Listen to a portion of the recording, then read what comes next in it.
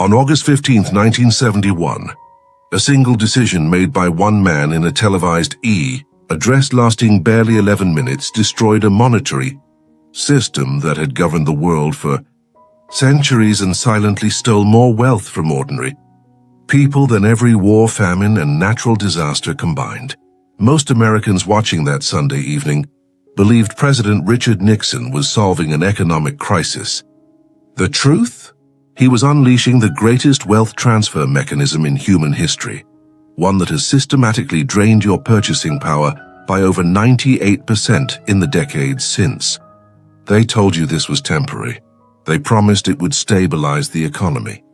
They swore your dollars would remain sound. Every single promise was a lie.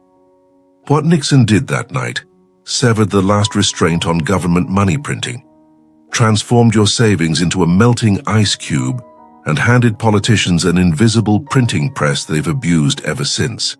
The illusion of permanence is the most dangerous financial mistake anyone can make.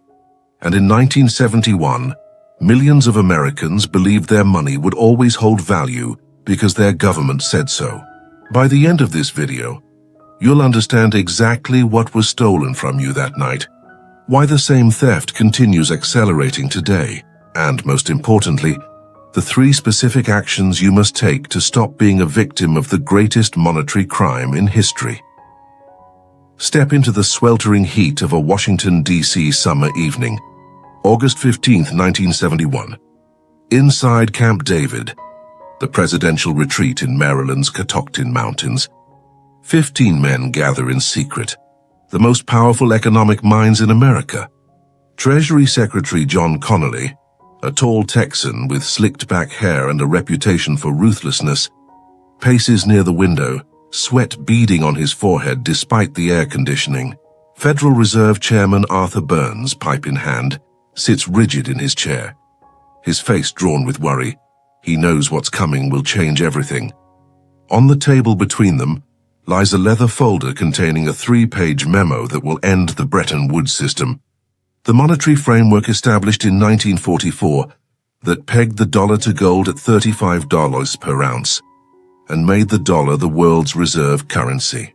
The problem is simple but catastrophic. America has printed far more dollars than it has gold to back them.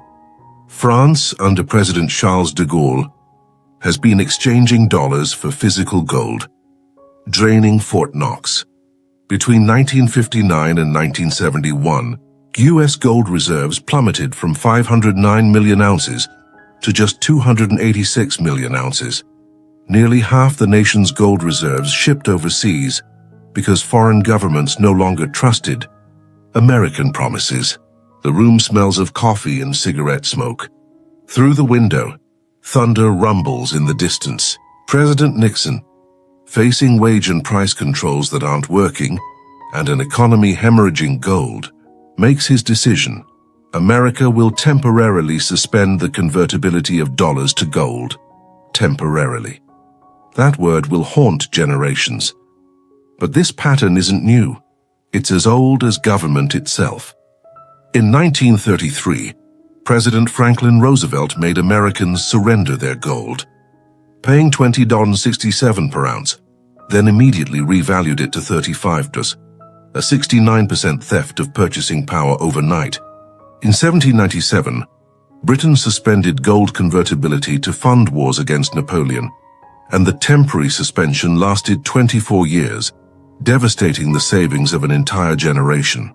Rome, too, debased its silver denarius from nearly pure silver under Augustus to less than 5% silver by 270 AD, each emperor promising stability while secretly diluting the coins. The psychological trap is always the same. Normalcy bias. People trust their government's money because they've used it their whole lives. The dollar worked yesterday, so surely it will work tomorrow. But August 15, 1971, wasn't about solving a crisis. It was about removing the last restraint on monetary expansion. With gold backing gone, there would be nothing stopping the printing press. Nothing except the discipline of politicians who'd just been handed unlimited power. Nixon goes on television at 9 p.m. Eastern Time. 90 million Americans are watching. He speaks calmly, reassuringly. I am directing Secretary Connolly to suspend temporarily the convertibility of the dollar into gold. Temporarily. The strength of a nation's currency is based on the strength of that nation's economy, he says. And the American economy is by far the strongest in the world. The vast majority of viewers believe him. Why wouldn't they? The president says their money is safe. But in London, Tokyo, and Frankfurt, central bankers and finance ministers watch with mounting horror. They understand what Americans don't. The anchor is gone. The dollar, which every global currency is pegged to, which every central bank holds as reserves, which denominates every international trade contract. That dollar is now backed by nothing but political promises. The gold window has closed, and it will never open again. The destruction was gradual, then sudden, then permanent. Take Walter Morrison, a 58-year-old mechanical engineer in Cleveland, Ohio. In August 1971, Walter had $45,000 in his savings account. His entire retirement, accumulated over 30 years of disciplined saving, enough to buy a comfortable house outright and live modestly for decades. He'd done everything right, lived below his means, avoided debt, saved diligently in government-insured banks. On August 15, 1971, Walter watched Nixon's address and felt reassured. The president said the dollar was sound. But by 1980, just 9 years later, Walter's $45,000 had the purchasing power of $16,000. His savings had lost 64% of their value through inflation, even though the nominal number in his bank statement hadn't changed. He couldn't afford the retirement he'd planned. He worked until 70, then 72, watching his life's work dissolve into statistical charts about necessary monetary expansion. Walter died in 1983, bitter and broken, his children inheriting almost nothing. Or consider Sarah Chen, a schoolteacher in San Francisco, who bought a modest home in 1970 for $28,000 with a traditional 30-year mortgage. When Nixon closed the gold window, Sarah barely noticed. She was making $8,500 a year, her mortgage payment was $185 monthly, and she could afford it comfortably. But something strange happened in the 1970s. Prices began rising, not slowly but violently. Oil quadrupled in price during the 1973 crisis. Her grocery bill doubled between 1971 and 1975. Her salary increased to $14,000 by 1976, but her expenses had tripled. Her property taxes exploded, as her home's nominal value soared from $28,000 to over $95,000 by 1980. Not because the house improved, but because the currency degraded. Sarah, ironically, became one of the winners of the new system. Her fixed mortgage payment became easier to pay with inflated dollars, while her home's nominal value skyrocketed. But she watched her teacher's pension, promised as secure retirement income, lose 70% of its purchasing power by the time she retired in 1985. The mechanism of destruction was inflation, specifically, monetary inflation created by removing all constraints on money creation. Without gold convertibility, the Federal Reserve and U.S. Treasury could expand the money supply at will. They did. From 1971 to 1980, the U.S. money supply, M2, increased from $710 billion to $1.6 trillion, more than doubling in less than a decade. The Consumer Price Index, which measures inflation, increased 112% during the 1970s. Interest rates on savings accounts couldn't keep pace. If you held cash or savings, you lost 7 to 10% of your purchasing power every year. The wealth didn't disappear, it transferred. Workers on fixed incomes lost, savers lost, retirees on pensions lost. But those holding hard assets, real estate, commodities, stocks, gold itself, watched their nominal values soar. In 1971, gold was fixed at $35 per ounce. By January 1980, it hit $850 per ounce. a 2,300% increase in less than 9 years. Those who understood the game and moved their wealth into inflation-resistant assets preserved their purchasing power. Those who trusted the government's promise that the dollar would remain sound saw their life's work evaporate. The immediate aftermath was chaos disguised as normalcy. Most Americans continued using dollars, paying bills, trusting their savings accounts. The theft was invisible, statistical, spread across millions of victims simultaneously, so no single person could point to the thief. Between 1971 and 1980, the average American family's cost of living increased 113%, while median income only increased 89%, meaning the average family became 11% poorer in real terms despite raising salaries. A gallon of gas that cost 36 cents in 1971 cost $1.19 by 1980. A loaf of bread went from 25 cents to 50 cents. A new car jumped from $3,500 to $7,200. And this was just the first decade. The cumulative destruction over 53 years has been catastrophic. The 1971 dollar has lost 98% of its purchasing power by 2024. Your grandparents' $100 is worth $2 today. But the government calls this stable monetary policy because the inflation rate is only 2 to 3% per year, a rate that still cuts your money's value in half every 24 years. If you think the 1971 theft was bad, the modern acceleration will terrify you. Since 2008, the Federal Reserve has engaged in monetary expansion that makes the 1970s look restrained. In response to the financial crisis, the Fed created $3.7 trillion through quantitative easing between 2008 and 2014, electronically printing money to buy government bonds and mortgage securities. Then COVID-19 triggered an even more extreme response. Between March 2020 and March 2022, the Fed created another $4.7 trillion, and the federal government spent $5 trillion in stimulus.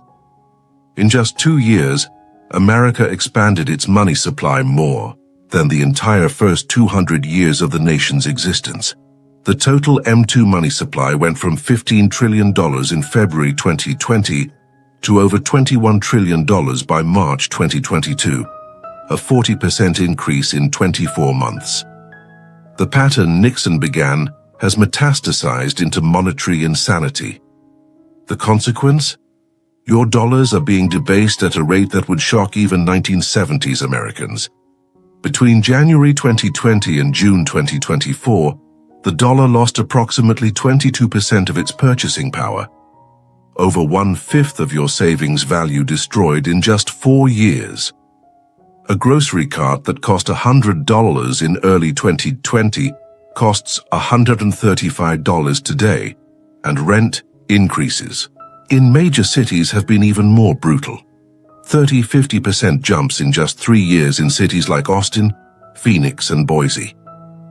But the real parallel to 1971 is the same psychological trap: normalcy bias and trust in authority. Federal Reserve Chairman Jerome Powell, testifying before Congress in 2021, called inflation transitory, the exact same language Nixon used in 1971 about temporarily closing the gold window. Treasury Secretary Janet Yellen assured Americans in early 2021 that inflation was not a problem. The exact quote, "I don't anticipate that inflation is going to be a problem, and if it is, we have tools to address it." Those tools: creating more money, the same poison causing the disease. By late 2022, with inflation hitting 40-year highs of 9.1%, both Powell and Yellen admitted they'd been wrong about inflation being transitory. But the damage was done. Millions of Americans who trusted official reassurances and kept their savings in cash accounts watched 20% plus of their wealth evaporate. While the S&P 500 increased 50% between 2020 and 2024, and housing prices surged 45% nationally. Once again, the wealth transferred from wage earners and savers to asset owners. The specific modern institutions repeating history are named and documented. Silicon Valley Bank collapsed in March 2023 after the Fed's interest rate increases destroyed the value of their bond holdings, bonds they'd bought with freshly printed money during COVID. First Republic Bank failed in May 2023 for similar reasons. These weren't isolated failures. They were direct consequences of the boom-bust cycle created by unconstrained money printing. When the Fed printed trillions between 2008 and 2022, asset prices inflated into bubbles. When they tried to control inflation by raising rates in 2022-2023, those bubbles began popping. And what was the solution? More monetary expansion. The Federal Reserve created the Bank Term Funding Program, BTFP, in March 2023, essentially backstopping banks with more printed money, adding another $400+ billion in emergency liquidity. The pattern from 1971 is clear. Every crisis caused by monetary expansion is solved with more monetary expansion, each cycle making the eventual reckoning more catastrophic. Your specific assets are at risk right now because the same mechanism continues accelerating. Your savings account earning 0.5% interest is losing 4 to 6% annually to real inflation, not the manipulated CPI numbers. Your 401k denominated in dollars is a claim on a currency being deliberately devalued. Your fixed income, salary, pension, Social Security benefits loses purchasing power every day as prices rise faster than wages. The cognitive bias keeping you from acting is the same one that trapped Walter Morrison in 1971. The government wouldn't destroy its own currency. The dollar has been stable my whole life. Surely this time is different. It's not different. The math is inexorable. When you increase money supply by 40% in 2 years, you devalue every existing dollar by that proportion. The only question is whether you'll recognize the theft before your wealth evaporates, or whether you'll trust the authorities telling you everything is fine, while they hold the printing press behind their backs. The survivors of every monetary collapse throughout history followed the same 3 principles, and you must implement them now before the next crisis accelerates. Move 25–40% of liquid assets into monetary metals stored outside the banking system. This is exactly what saved wealth in 1971–1980, during Weimar hyperinflation, and in every currency crisis since the Roman Empire. Why this works? Physical gold and silver cannot be printed, debased, or inflated by any government. When Nixon closed the gold window in 1971, gold was 3,500 Oz. By 1980, it hit 850 Oz. Those who held gold maintained purchasing power, while everyone else lost 64%. During Zimbabwe's hyperinflation, 2007–2009, citizens who converted to gold preserved wealth while the Zimbabwe dollar became worthless. How to implement? Immediately convert 25 to 40% of your cash savings into physical gold and silver, not paper ETFs or certificates, actual metal you can hold. Buy 1 ounce American Gold Eagles or Canadian Maple Leafs for gold, and 1 ounce silver rounds or 90% silver US coins for silver. Store it in a home safe, safety deposit box outside your primary bank, or private vault facility like Brinks. Not in a bank vault that could be seized. Calculate your specific amount. If you have $50,000 in savings, move $12,500, $20,000 into metals immediately. Example, in 2020, gold was $1,500 Oz. By 2024, it reached 2,400 Oz, a 60% gain, while your savings account lost 22% to inflation. The psychological barrier is fear of timing the market wrong.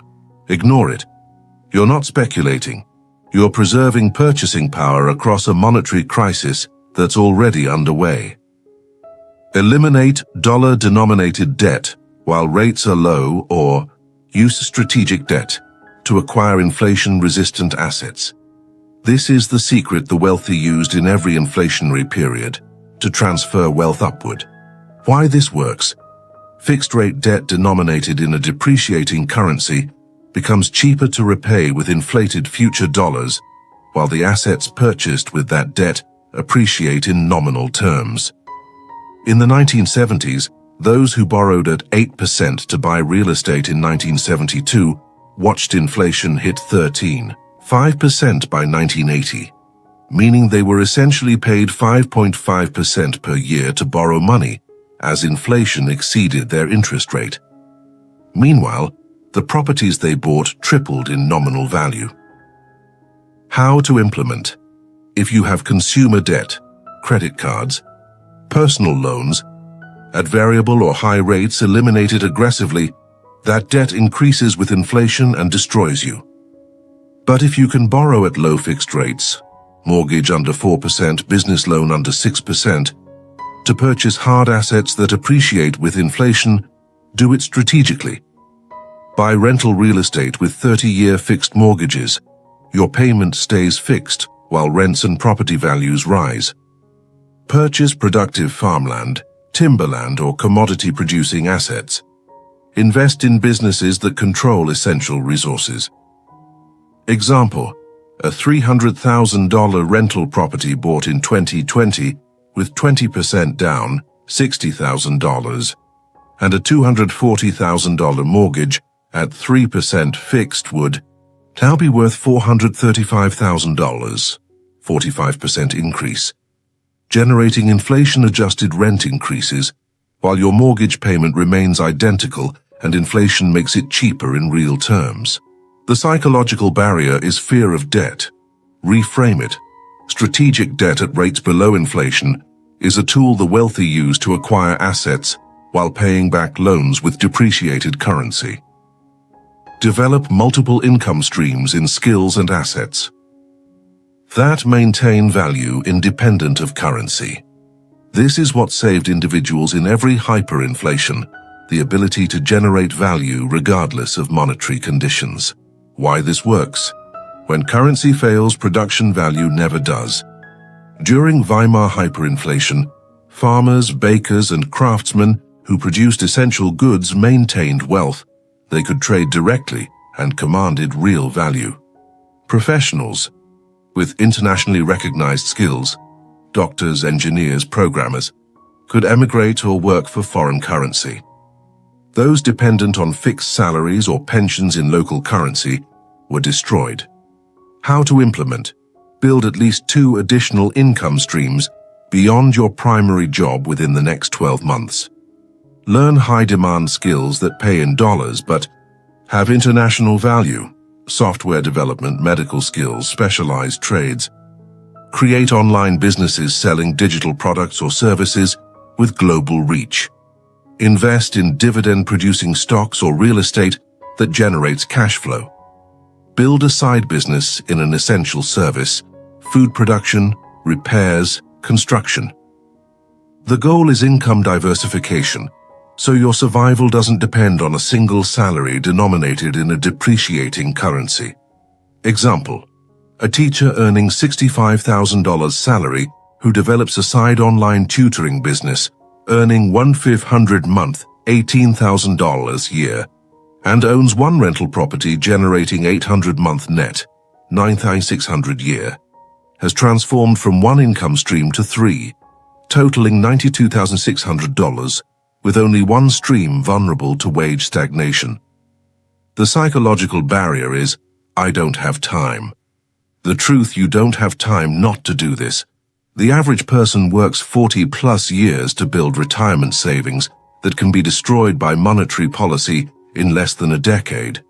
Diversifying your income sources is the only insurance against that theft. You now possess knowledge that 98% of Americans don't understand. Your dollars are not money. They're unsecured debt instruments backed by political promises. And those promises are being systematically broken exactly as they were in 1971. The difference between you and Walter Morrison is that you've been warned before it's too late. The decision Nixon made 53 years ago started a process that continues accelerating today. Every month you delay taking action, you lose more purchasing power to invisible inflation. Every dollar you leave in savings accounts earning 0.5%, while real inflation runs 4 to 6%, is a dollar you're voluntarily handing to the system designed to extract your wealth. The time to act is not when CNBC announces a crisis. By then it's too late. The time is now. While assets are still accessible, metals can still be purchased, and strategic moves can still be made. History doesn't repeat, but if you don't understand it, it will crush you all the same. Subscribe now, because next week, I'm revealing the 3 historical money manipulations governments always deploy before currency collapse. The exact patterns that preceded Weimar, Zimbabwe and Rome's fall, and the alarming signs that all 3 are happening simultaneously in America right now. Don't wait until your wealth joins Walter Morrison's in the graveyard of broken government promises.